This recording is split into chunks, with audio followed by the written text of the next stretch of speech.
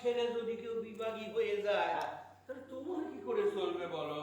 ঘরে তোমার দুধের ওই একটা ছোট মেয়ে রয়েছে, আরে বড় করতে হবে, লেখাপড়া শেখাতে হবে, শাদি দিতে হবে, এখনই এত ভেঙে বললে কি চলবে?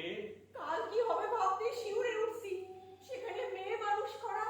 না এখনই এতটা উতলা হওয়ার মতো কিছু হয়নি। তবে হ্যাঁ, যে নেশায় ওরা ধরেছে বুঝলে, তাতে কতদিন ওরে বাড়িতে ধরে রাখা যাবে বোঝা মুশকিলও যাবে।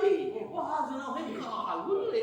কাল কাল মানে আগামীকাল নয়, কাল মানে হচ্ছে কি সময়, বুঝলে?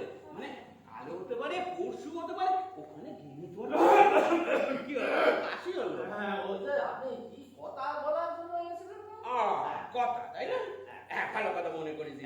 শোনো মেয়ে, বুঝলে, এই দিল্লার তোমার ভাই, বুঝলে, এই দিল্লারের সামনে রেখে ওই মনিরুদ্দিনের যে কাঁধ ঘর, বিষয় সম্পত্তি, তারপরে জমি দিয়ে আছে, যদি ঠিক মতো দেখভাল করতে পারো তাহলে তোমাদের কোনো পয়সার অভাব থাকবে না। ও পারবে? হ্যাঁ, আরে আমি আছি, সব শিখাই দেবো, বুঝলে? কি করে খাস আদায় করতে হয়, মুনিশ কাটাতে হয়, ধান কেটে কি করে গুল হয়, সব শিখাই দেবো, বুঝলে? কি তুমি কি ঠিক হলে বলো দেখি? কি করব? ওই যে প্রতি বছরের মতো এবছর ওই যে ধান যেটা কাটা হয় তার খরচাটা ভাগাভাগি করে হবে তো। ঠিক আছে। ঠিক আছে, বাহ বাবা, তাহলে ওই কথা পাকা হয়ে গেল। তুই এক কাজ করি, তুই আজকে না, তুই বিকেল বেলা একবার আমার সঙ্গে মাঠে দেখা করিস, ওই ধান কেটে কি করে গোলায় তুলতে হয় আমি দেখে দেবো, ঠিক আছে? আর তাহলে এখন আসি, আমরা আমি কাল এসে কথা বলবো।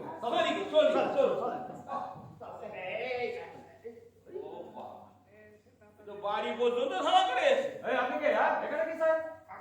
আমার নাম বলাই শাহ, সাইজি আমাদের পাঠালেন। নাইজি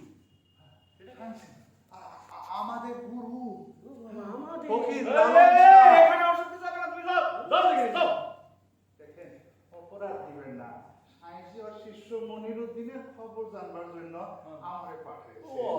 ভাইজান, ওরে এক্ষুনি এখান থেকে চলে যেতে বলো। ওরে বলে দাও যে বাড়িতে কোনো ফকির বাউরে ঠাই হবে না। না, এখানে তোমাদের কোনো ঠাঁই নেই, তোমরা এক্ষুনি যাও। সাইজি আমাদের পুরো ঘর বাসায় খাই নিবার কথা বলেন নাই, আমরা তো ওইটা দিয়ে আখড়া মারবো। ওই সব কোনো ওজোর অবস্থা আমি শুনে না, তুমি যাবে কিনা বাবা? গরু ছাগল নয়, কি ভেবেছে? তোমরা গরুর অধম, অন্যের বাড়ি বই খেতেই করা ছাড়া আর কোনো কাজ নেই না, যাও। কি বললে? মানুষের ভালোবেসে মানুষের গান লিখি, আমরা সেই গানকে আনন্দে থাকি, এইটা আপনারা বলছেন খেতি করি?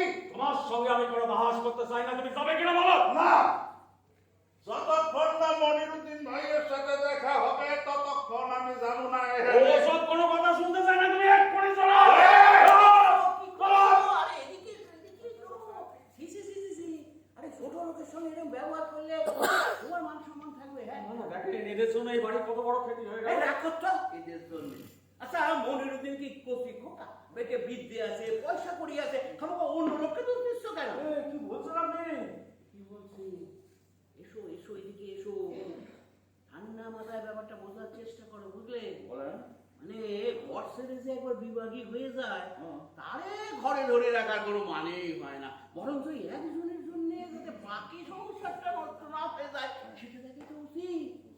দেখো, মনিরুদ্দিনের ধান জমি বিষয় আশয় যদি ভালোভাবে দেখাশোনা করতে পারো তোমাদের সংসারে কোনো অভাব থাকবে না, সেই সঙ্গে তোমারও, বুঝলে?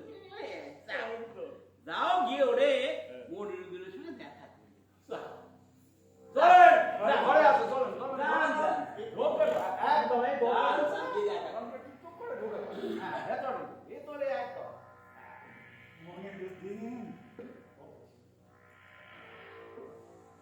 এমনি এমনি লাভ করিয়ে মুসলমানের বাড়ি এসেছি, বড় রামচন্দ্রকে ছিলেন। এই সুযোগে যদি মনিরুদ্দিনের সব সম্পত্তি হাতিয়ে নিতে না পারি কোনদিনও পারবো